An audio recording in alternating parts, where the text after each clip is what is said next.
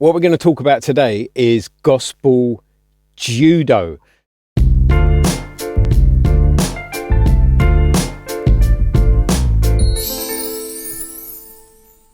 Welcome to the Urban Ministry Show.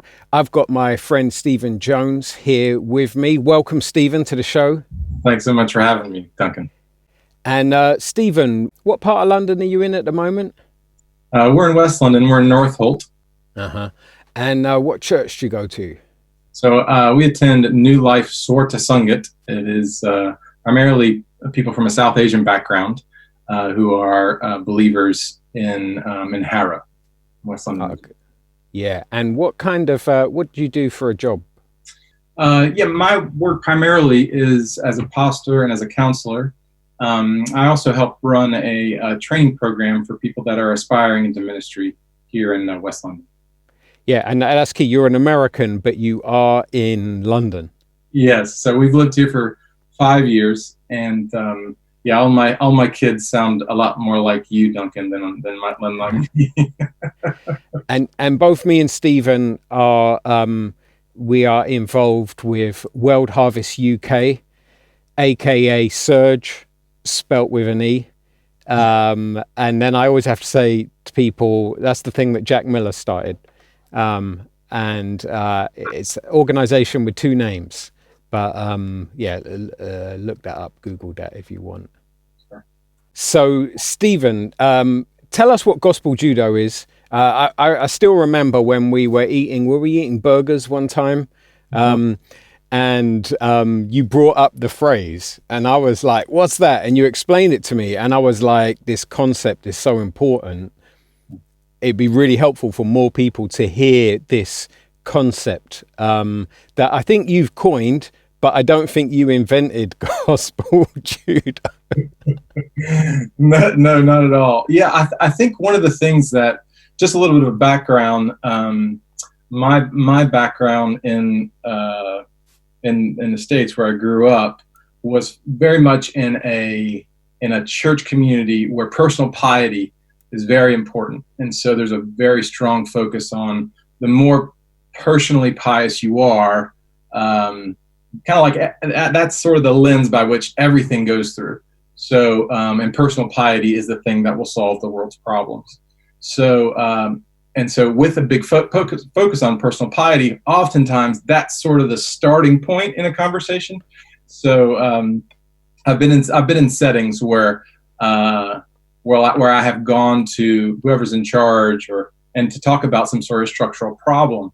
And I was noticing a recurrence, especially in the white church in America, that you'll kind of go through this personal piety arm. So let's say, for instance, there's some mismanagement in the church or mismanagement in a charity or whatever. It may not even be, a big problem, but I've oftentimes heard it framed as, if I'll bring up a complaint, for instance, and I'll say, I'm concerned about X, Y, or Z.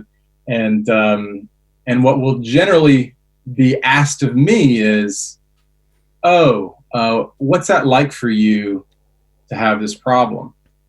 And then I'll say something like, I'm frustrated. I feel like I've been coming up against this thing a number of times. I'm trying to figure out how to make a solution. It seems like a bigger problem than just me. And for the very personally pious, they would listen well and say, tell me about that frustration. And so then a conversation will start about, I'm just getting angry about this and I don't know what to do.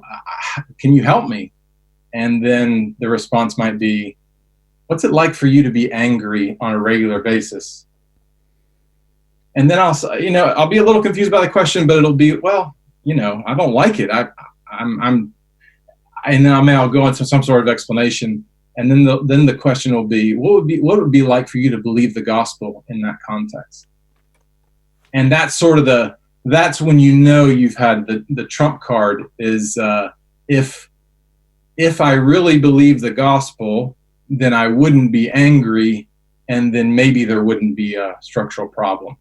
So, and you've just got gospel judo. You just got gospel judo. So essentially the idea of judo, even though I'm not a judo master, basically you're using the force of your opponent to hurt him or to hurt her. So I think I realized that the larger the problem, or the more my own personal frustration, the better gospel judo would work. And so as I was talking with Duncan about this, again, it's just sort of this thing that I've been kind of working on in my mind. I've been trying to think through how does a follower of Jesus, or really anyone that's dealing with someone who has personal piety as such a high focus of their lives, how do you deal with gospel judo? And so that's some of the conversation that Duncan and I had of, man, how do we respect what they're saying? How do we listen to them, and then not be just undone by it in some way? Right. And so, because, yeah, you can get undone by it. You can get proper hurt when people gospel judo. I remember a few months ago, I shared something to someone that was very painful to me. And it was interesting because it was about abuse, right? And I shared this thing to this person, and they turned around and said to me, well, you know, you shouldn't let things like that bother you so much. And it hurt me. I basically got gospel judoed. I think I might have texted you later saying, man, I got gospel judoed. You know, which was one of my ways of coping with it, I guess, kind of making light of it. But it actually really hurt. And that night I had a dream that was linked to my past abuse. And the reason why the gospel judo was so painful there was because as a kid, when I tried saying to people in power, there's abuse going on, help, they basically said, oh, you don't need to worry about that stuff. You know, it's character building, just have thicker skin. So then years later, when a Christian that I go to and share something says a similar response, not exactly the same, but similar, it doesn't actually push you towards the gospel. It doesn't bring any healing in any way. It's not really speaking the truth in love. It actually causes pain.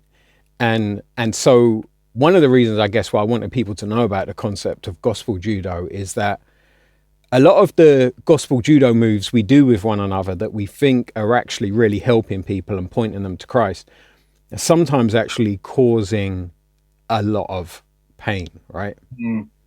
Yeah, I think there's something about it that, I mean, it is good. I mean, I think that when Jesus says, you know, you really do need to think about the log in your own eye before you take out the speck in someone else. I mean, I think there is something about it that you can say is good, that we should approach problems as if our own sin is a real liability. I think that's the sort of the positive spin on it. But I have found the more the more skillful someone is at gospel judo, the less I am likely to share with them. So I think there's something about speaking the truth in love. There's something about the love that that in some way makes it not I really shouldn't share with this person anymore, because I will get God is sovereign. There's a few kind of classic gospel judo moves, but sometimes when someone is pushing into something that's quite sensitive to you, and especially when it's diverting the attention from a structural problem or from a problem of power to primarily you are the person that you need to primarily deal with, and the structural problem, it's either the professionals will deal with it or that's not really your place. It's almost like an over boundary that people will do. Yeah, right. I think there's something about it where it repels you actually from the gospel. I think that there's there's something that happened in this moment where the safety of our conversation began to feel like a very winsome way to blame me about the point. Yeah, and so I think that's really important as well, where you pointed out sometimes it means that blame is shifted onto you for structural problems. So you could imagine one of the prophets of the Old Testament you know, saying, woe to you, Israel, you have done this and you've done that, and talk about these injustices going on. And then the first listeners to those prophecies saying, so Jeremiah, how does that make you feel? Is it making you angry? What's going on in your heart? Are there maybe some idols? You know, and then flipping the script onto Jeremiah, and then not dealing with the systemic problems that are going on. So on the one hand, like you said, we need people to show us our blind spots and our faults and our sins. We need that. But gospel judo happens in a way that if there are any other faults in the scene, in the situation, they don't get dealt with. Instead, it kind of gets pushed on to you, which then means you never want to be the guy who says, oh, I see a problem here. Because if you know it's just going to get put back onto you, you're just going to keep quiet all the time. Yeah, I think too that there's a like, I'm just thinking, if someone who is in kind of my charge comes to me with a complaint, and I see all the complexities that would be to solve that, and you sort of think, oh my gosh, this is such a great problem, but it would take years for any kind of progress to happen in that sphere. It would make sense that the easier solution is to deal with the whistleblower. I mean, not the whistleblower, but, you know, the complainer, because larger problems are more complex with more stakeholders that have more power. It just seems like gospel judo is such a easy pull. Like, if you're going to put if you want this, you know, junior employee or junior church member, or maybe victim of abuse, I mean, you can sort of see the draw of it in some ways. Yeah, because it's going for the path of least resistance, the easiest way of dealing with the problem. Something I just want to go back to, you said a minute ago, you said there's some classic gospel judo moves. Could you just share with us, like one of them you mentioned is like, well, God's sovereign. You know, sometimes we've all had that, right? Where we go to someone and say, there's some problem going on. I'm really upset about that. It happens all the time right now with everything going on in politics. Someone's unhappy about something going on and they're told, don't worry, God's sovereign, Jesus is on the throne. That's that can be a gospel judo move, right? Yeah. I haven't worked them all out in my mind, but I feel like that there's kind of the theological police. There's the let me really understand your heart and sort of push into more intimacy. And then maybe there's the using a scripture to sort of stop the complaining. Like, I think if someone's listening to you and they feel like that there's a theological error in the sentence or in the sharing, I feel like the theological police kind of comes like, woo, woo, woo. Okay, did you realize that you are outside of the bounds of orthodoxy in these 4 ways? And because you're outside of the bounds of orthodoxy, then you really need to go back to see if your lament is valid. And then, I mean, and also, you know, you'll sort of hear a command given, like, you know, in everything through prayer and supplication, make your requests known to God. Have you been doing that? So there's like there's an imperative, that like a checklist of imperatives. Have you done all of these things in order to make this valid? Or the one that I feel like I'm still understanding, this middle path, when people are really there's like a weird curiosity that's centered upon you and it's deflecting from the actual problem. But I think all 3, and I'm sure there's more, they sort of divert your attention from the lament. Yes, which isn't a big part of you could say Western Christianity, lament. And I feel like some of us just do it because, you know, we are impatient, or that maybe that's all that's been kind of shown to us in the past. But I feel like curiosity about the lament, about the experience, not necessarily validating that everything they say is true, but validating that everything they say is worth listening to. In some way, that there's something about the lament that, I mean, there are cesspools of wrong in the world, and a lot of our role in terms of being people that are trustworthy in the sphere of the Christian church is they need you to absorb some of the garbage and wrong. And that's hard. I mean, it's very hard to listen to someone talk about wrong and just listen. Yeah. I mean, that's a skill in of itself. So part of the reason why we do judo moves on one another, gospel judo moves, is probably because we don't have the patience or the compassion to sit down with someone, hear their complaint, and act on their complaint. Yeah, I mean, you just sitting down and being curious about how evil has hurt them, even if it's a relatively small, quote unquote, small sin, that's not our natural tendency. We naturally see piety and obedience as more holy than lament and sorrow. Yeah.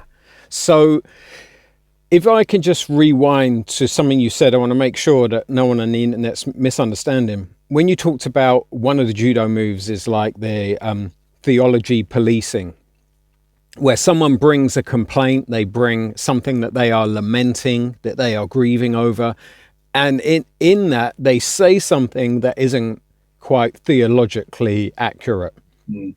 And because I know you, I just want to make it clear for everyone else. I know that you're not saying good doctrine doesn't matter. Right. But what you're saying is that if someone has something they're lamenting, that is important, and it can be unkind to be like when someone's crying in front of you, they're in pain, and to say, before we go any further, I just want to pull you up on one statement you said, because actually, if you think about supralapsarianism, that and that is not kind, and we're not like that with our kids. Hopefully, there's many things our kids don't understand. They come to us crying and with blood on their knee. We don't start explaining that there's some philosophical error that they are holding to as they communicate what happened. Instead, we give them a hug and we listen to them and comfort them. Hopefully, obviously we're not always perfect at that. So I just wanted to get that clear with the theological policing. Yeah, no, I totally agree with what you're saying. I mean, I am a huge fan of listen, we want our lives to be in submission to Jesus, and that we're happiest and holiest when we are in a right place and have right doctrine. But I think sometimes there's this weird get out of jail free pass that bad theology tends to afford the counselor or the pastor or the church leader who's whether it be through social media or in person. It's sort of this false eject button of, oh, I don't really have to deal with this because we don't agree on whatever theological issue. Because I think one of the winsome things about the Psalms is that they are so theologically if I can say this, they're so theologically wrong. He'll say, God, why are you sleeping? Don't you care about me? Now, if you heard somebody say that God is sleeping, he doesn't care about me, the theological police could come and say, no, God's not sleeping. He never sleeps. He never sleeps or slumbers. But the Psalms keep us honest. They keep us human. I think the lack of theological precision in the midst of a lament doesn't invalidate the rightness of the lament. Right. That's really helpful about the Psalms and the sleeping stuff. And it made me think of something. Oh, it's just gone. So I've had text popping up on my screen, and I'm trying to think, how can I communicate to people? I can't text right now, and so I've just lost my train of thought. Tim Keller, that's it. So Tim Keller, did you read his book on suffering? No. Okay, so he wrote a book on suffering, and something that was really helpful in it was that he was saying that the Bible presents a variety of approaches to suffering. And those different approaches suit different people at different times. So the classic one is Romans 8:28, all things work together for good for those who love the Lord and are called according to his purposes. In some contexts, at some times, when you hear that from a friend, it is incredibly healing and helpful to your situation. But in some contexts, it is really unkind if someone says that to you, right? And so there's other times where the Bible's approach of lament is the best approach, where you're just crying out stuff and you're saying things like, Lord, why are you sleeping? Even though you could say that's a theologically inaccurate statement that God sleeps, you could say that God in his word has given us words that we can speak back to him. So it's totally orthodox to say that. And when you hear a friend at the hospital crying out, God, why are you sleeping? It would be gospel judo and unkind to then turn to him and say, actually, don't forget, all things work together for good. And it's like that word might be out of season right then, and I realize it says in the Bible, preach the word in season and out of season, but I'm not using it in that context there. But I'm just saying that Tim Keller says that there's a whole bunch of responses, and sometimes the one that got you through suffering isn't exactly the right one for your friend who's going through suffering right now. Right. Which to me shows that we really need to listen well and hear people well, so that we don't. So like, I mean, I didn't do much judo as a kid, but I did box, and there were certain moves in boxing, certain combinations that I would just rush into them because I knew I could do them. So I would just be like, right, this time when I go up to the guy, I'm going to jab, I'm going to duck and jab and come up again and 1, 2. And it didn't always work, but I was just like, look, I'm tired. I just need to put something together. Let me go in there with this combination, and I think we do that with one another sometimes, don't we? Like someone comes to us in pain and we just straight away launch our combinations of Bible verses and stuff that we think is going to help them, but it's the wrong move for that particular person at that time. A friend of mine who I think is a master at this, and not at gospel judo, but that's what I was thinking. Like, you're gonna out your friend now. I'm gonna out my friend. No, he's really a master at this. He will sit down and one of the questions that he says, what I think is so brilliant. You try to remember questions when people give really good ones, and this is one I need to remember more often. But he'll listen to a complaint or something that I'm maybe bringing to him, and then he'll say, after he listens to it and clarifies it, and say, well, is there anything else? Is there more that maybe we haven't talked about today? And I think just it's almost like he'll ask until I'm like, nope, I think that's it. And I think there's something about him waiting until I've emptied the tank in some ways, where you sort of feel like, I don't know if 50% of it is just, is there more? No, that's it. So this is everything you wanted to say about this one thing. And there's just this sigh of relief, like, yeah, man, thank you. I think the service of just and maybe, I don't know if, maybe after I've been heard totally, Romans 8:28 could be used. I'm not sure. because I mean, it's so great to think about Romans 8:28, that everything works together for the good, that there's this guiding principle of my life, that the world is in submission to my ultimate joy and pleasure and goodness. Like, that's great. And it's not used that way all the time.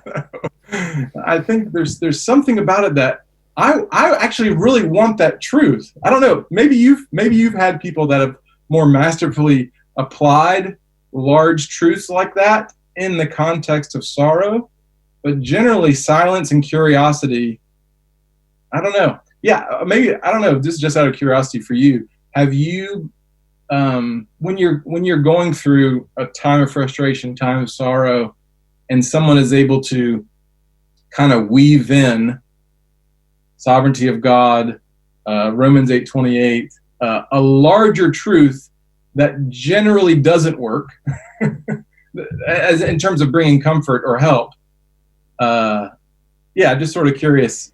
Yeah. Well, I've had two thoughts that have come off that, which don't exactly answer your question there, but I think they might be somewhere towards us finding answers for these things. So I remember when my dad died, I got a card from someone, and it was someone who I taught, and in one of the lessons I said, look, Romans 8:28 has often been used in a hurtful way to people. I said, for me personally, the way I am, feel free to always mention Romans 8:28 to me, because for me personally, I find it really helpful. So this friend, wrote, I'm sorry about the loss of your dad. And then they said, I'm going to mention this because you said I could always mention it. And then they mentioned Romans 8:28. So they shared it in a way where it was quite sensitive, because they were saying, look, I remember you saying it's okay to quote this, so I'm going to quote it. So it didn't come across as when some people are like, they don't give you a chance to grieve. They just say, you got to remember that all things work together for good. And it's like, well, Jesus at Lazarus's tomb was weeping. Like, it wasn't like he was like, oh, wait, stop. I must remember not to weep, because all things work together for good, Now, another thing that happened, though, was when I was getting counseling, and I didn't have a problem with the doctrine of the sovereignty of God, that all things work together for good. But I did have some difficulty with why some bad things had happened to me. And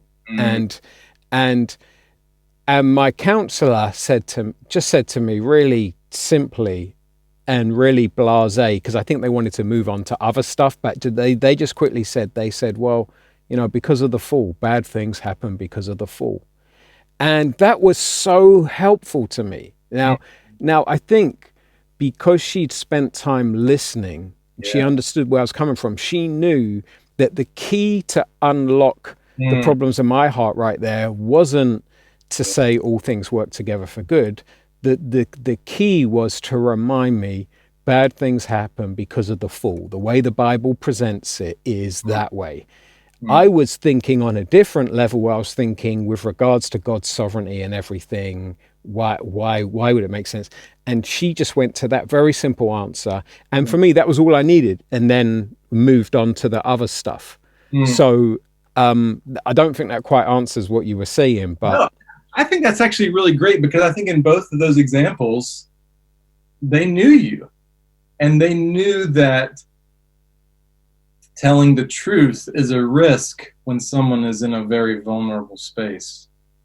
And it seems like you had a lot of confidence that they understood you.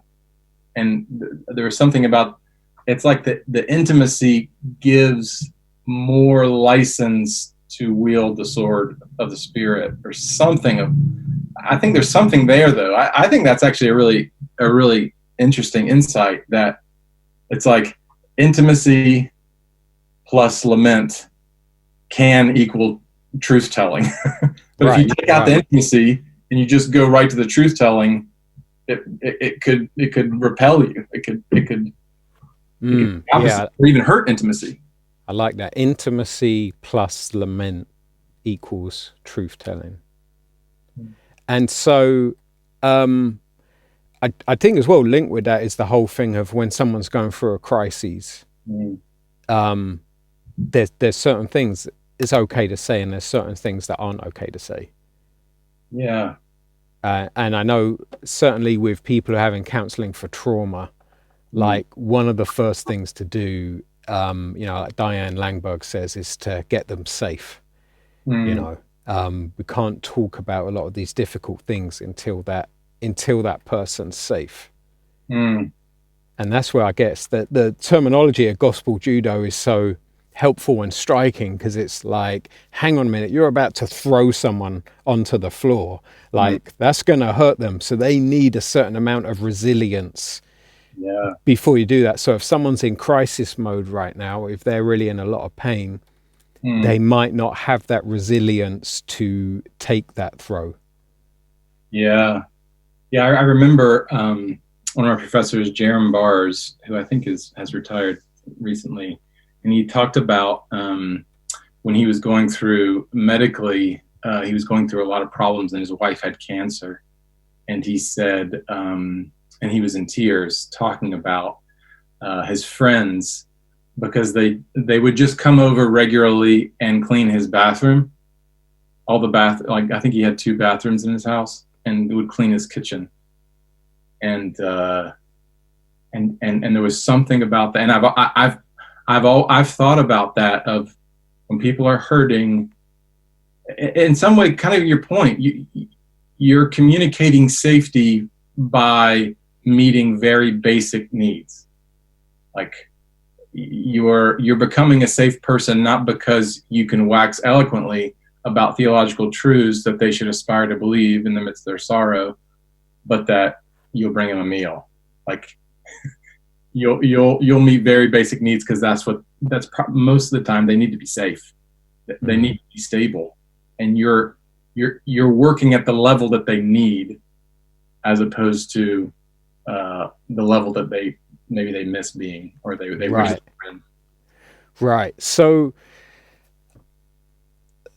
it's like, you're not saying, with your concept of gospel judo, you're not saying don't give people correction. You're not saying don't, in certain contexts, help people see their heart issues that are going on. Right. But it sounds like you're saying,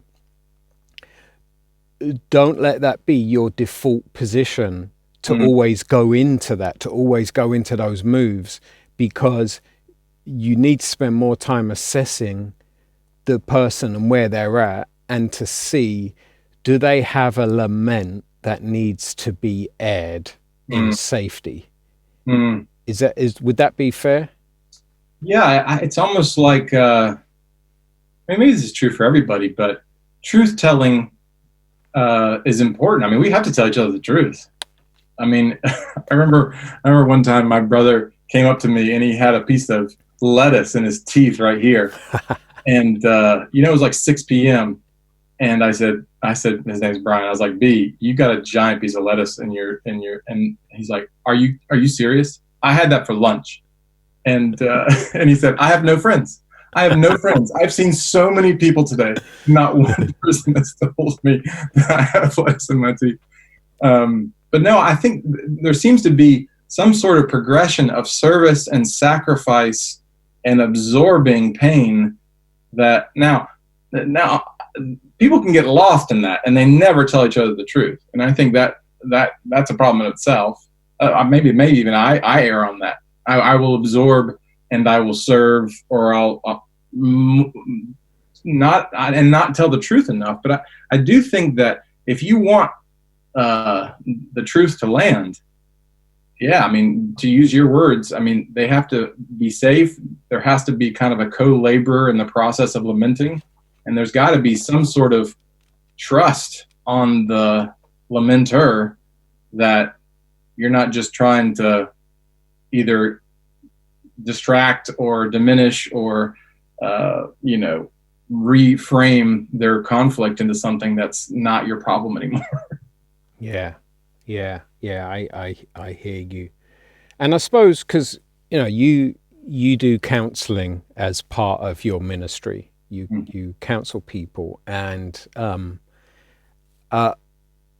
in counseling, I mean, I'm not a counselor, so tell me if this is just rubbish. But in counseling with some people, they actually unearth their own problems. They discover their own problems. They discover what's going on in their heart, and by listening to them and by guiding them along the way, some people themselves say, "Oh, I suppose part of the problem is I'm carrying a lot of resentment or something like that." Mm.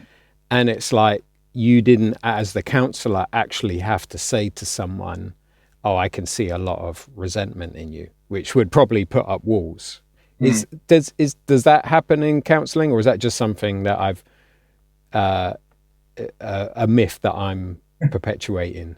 No, I mean, what's fascinating for me? I say this to people, and everyone thinks that I'm kind of crazy, but I've heard some studies done that in terms of, now there are really good counselors and there are really rubbish counselors. I don't want to say that, but there's a very big in between and a lot of healing will go on when you just listen to people and reframe what they're saying. I mean, there is something cathartic for your body even to just tell the truth and to have someone really listen to you. Back in my counseling studies back in the day, one of my professors would oftentimes say, people need a non-anxious presence.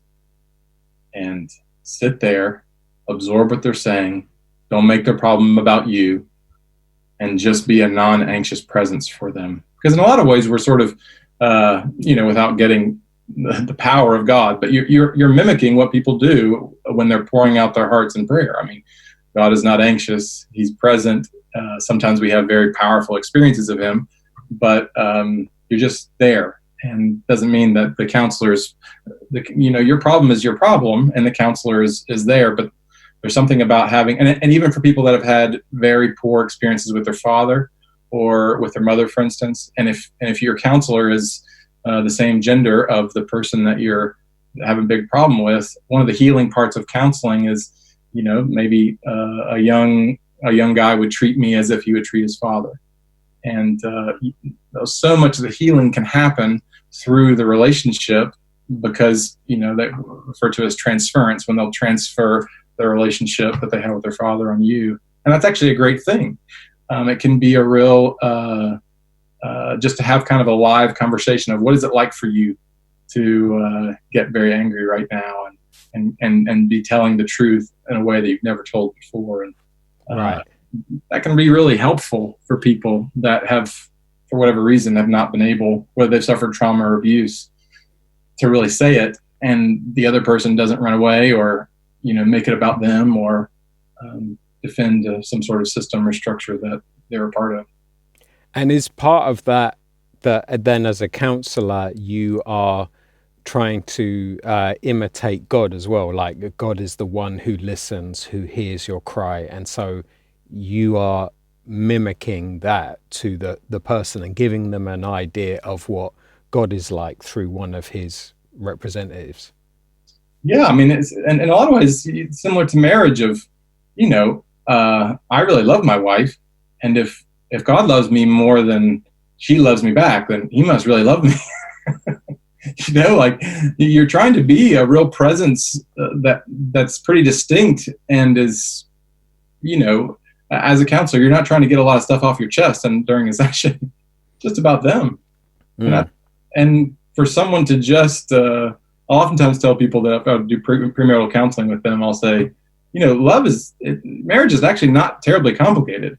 It's hard. I mean, you're basically just shining the tractor beam of love in your soul to just one person every day. You are to sacrifice and serve and love this one person. It's not terribly complicated. Now, it is very difficult to do it well, but I think being that non-anxious presence, being consistently there, absorbing some of the trauma, and even the counselor will walk away with scars. I mean, I do think you're imitating the love of Jesus, that he comes to the dark, he comes to the wrong, he comes to the broken, and he stays until he dies. And so I suppose that is one of the reasons why it feels so weird when you get gospel judo, because you've gone to someone to share a problem. It could be a problem with the structure you're working in. It could be a problem of how someone has hurt you, and you're going to them in some ways a bit like when you go to God in prayer and say, God, I'm hurting over this. And when the person responds with, say, then talking about your problems and your heart issues in this, it's different to when you actually go to a counselor. Because when you go to a counselor, you're saying, look, there's something going on inside. I really need help with that. I invite you in to hear. But when you're going to someone else about a structure you're part of, and that it's not the same setting as a counselor. So when you then get the evasive questions, it's incongruous with the actual context.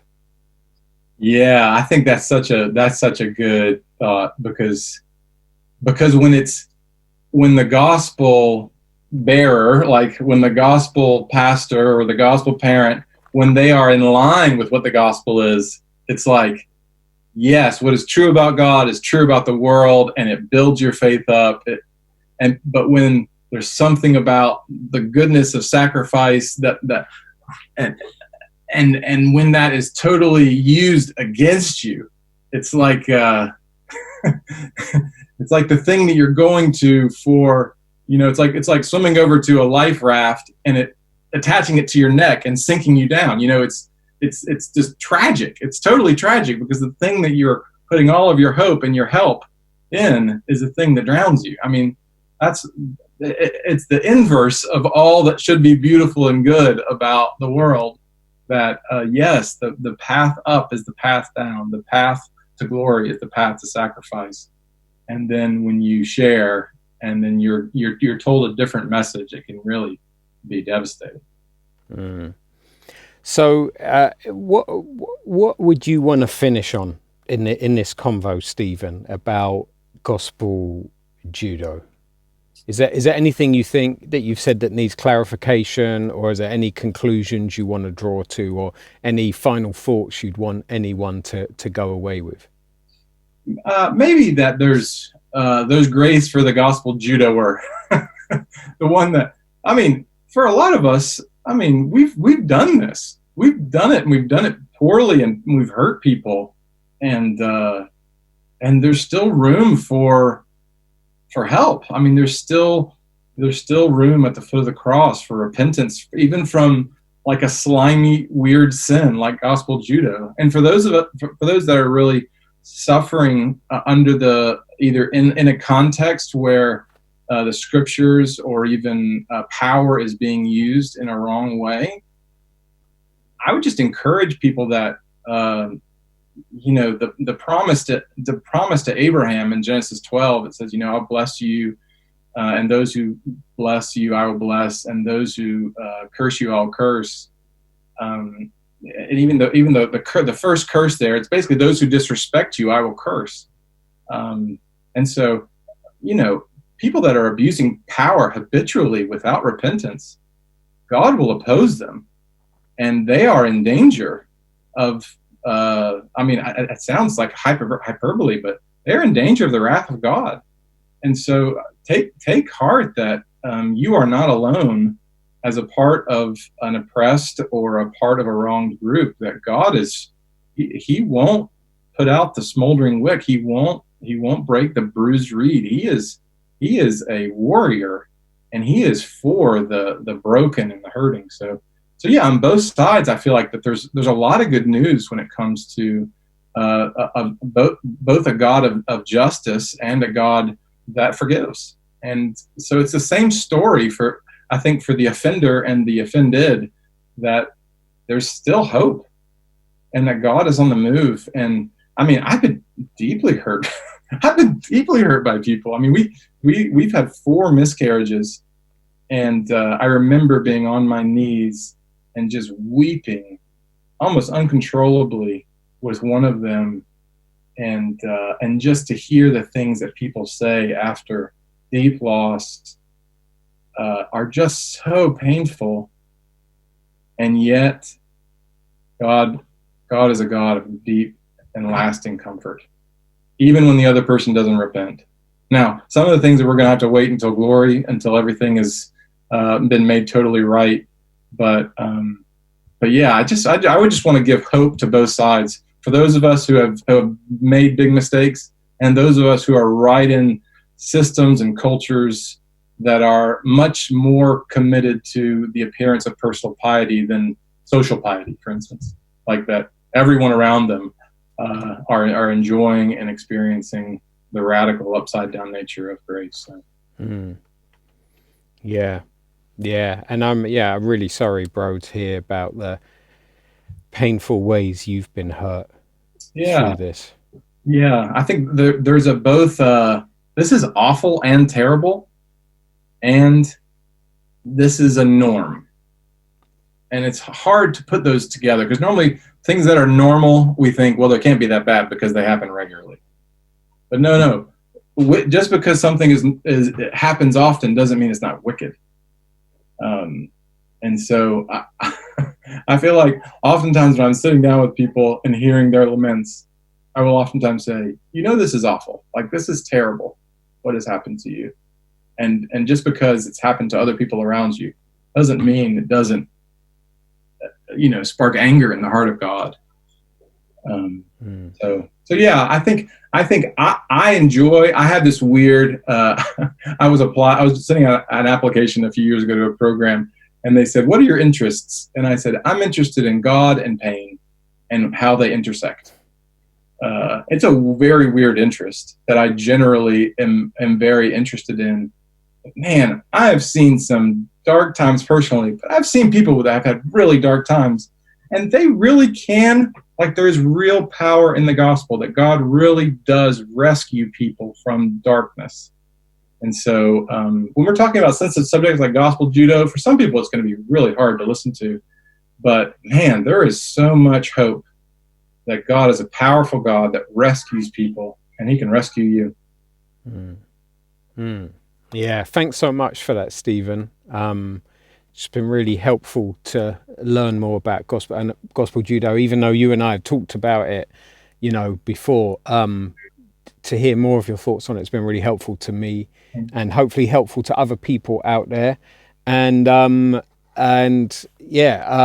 don't know if there's anyone out there who who just watching this has felt like, boy, I need to talk to someone about this, or anyone who's been looking for like a counselor to talk to. That is something that Steve does, is counseling.